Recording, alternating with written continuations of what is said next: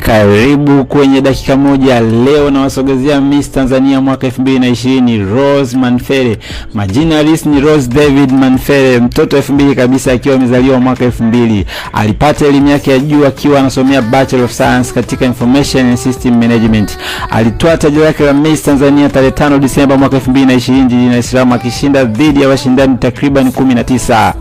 Mwaka 2024 Rose aliweza kuelezea kupitia mahojiano yake ya kwamba alikumbana na changamoto ya afya ya akili, kitaalamu depression, kutokana na shinikizo la umma na maoni hasi ya mtandaoni wakati mashindano ya Miss World yalipofutwa kutokana na janga la COVID-19. Iliweza kumpelekea yeye msongo wa mawazo, lakini aliendelea kukua na kuweza kuendeleza malengo yake ili kuweza kusaidia jamii, ambapo aliweza kuanzisha kazi yake ya Beauty with the Purpose iliyolenga kuongeza uelewa na kukubali watoto wenye autism spectrum disorder ndani ya jamii katika kupambana na ubaguzi wa kijamii kwa watoto hao. Rose ni binti mwenye confidence, binti mwenye personality, binti anayejiamini kabisa. Nipende kumpa nafasi yeye aweze kuwasalimia kidogo. Rose, karibu. Mambo vipi, Rose Manfere, Tanzania 2020